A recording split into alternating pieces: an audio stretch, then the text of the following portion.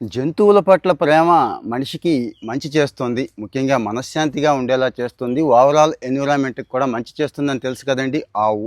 ఆవు గొప్పతనం గురించి ఇక నేను ప్రత్యేకంగా చెప్పక్కర్లేదు. పాలు, పిడక, మూత్రం దగ్గర నుంచి అన్నీ పనికొచ్చేవే.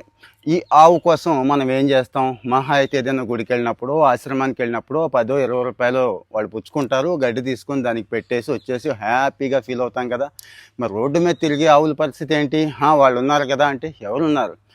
ఎవరైనా ఉంటారు మహానుభావులు కాస్త దాణా అది ఏర్పాటు చేసేవాళ్ళు. ఓకే. ఇదే గోవుల కోసం కొత్తగా ఆలోచించారండి. దురద పుడితే ఏం చేస్తాం మనం? చేతులు అందుతాయి కాబట్టి ఇవి గోక్కుంటాం. ఈ మధ్యకాలంలో ప్లాస్టిక్‌వి, వెదురువి చాలా వచ్చినాయండి గోక్కోడానికి. నేను కూడా చూశాను. మరి ఆవులకి ఇదే పరిస్థితి వస్తే ఆవులకి ఎక్కువ వస్తుందండి ఈ పరిస్థితి పాపం. అవి జీవులే కదా! వాటికి దురద పుడుతుంది. ముఖ్యంగా ఆవు మెడ దగ్గర ఇది ఉంటుంది చూడండి. అది చాలా స్మూత్ అన్నట్టు. అంటే చాలా సున్నితంగా ఉంటుంది. ఈ మధ్య కాలంలో ఏమవుతుందంటే ఆవులు దేనికి పడితే దానికి తగిలించుకుంటున్నాయండి. గోక్కోవడం కోసం కరెంటు స్తంభాలు, ట్రాన్స్‌ఫార్మర్ దిమ్మెలు, మన బైకులు, కార్లు అది ఇది లేదు. చెట్టు కొమ్మలు అయితే పర్వాలేదు. అన్నిటికి వాటికి తెలీదు కదా అందులో కరెంట్ ఉంటుందని, అవి కాస్ట్‌లీవని. ఈ ఇబ్బంది పోగొట్టడం కోసం గరుకు స్తంభాలు అని చెప్పి ఏర్పాటు చేశారండి. పాలకొల్లులో వాసవి మహిళా సంఘం వాళ్ళు. భలే ఉంది ఐడియా.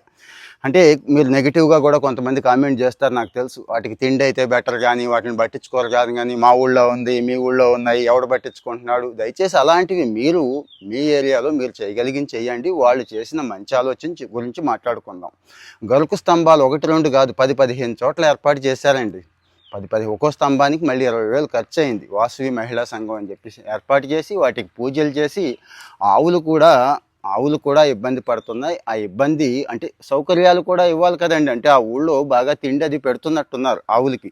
అన్నీ చేశారు కాబట్టి ఇది కూడా ఇబ్బంది గమనించారు కాబట్టి మరి టౌన్‌లోనూ, ఊళ్ళల్లోనూ ఈ రకమైన సదుపాయం లేదు కాబట్టి అలవాటు చేస్తే ఇంకా వస్తాయి. అక్కడే ఉంటాయి. ఆ స్తంభం దగ్గర ఉంటాయి. దురదొచ్చినప్పుడు గోక్కుంటాయి. ఆ తర్వాత ఫుడ్‌కి వెళ్ళిపోతాయి. ఇట్లాగండి.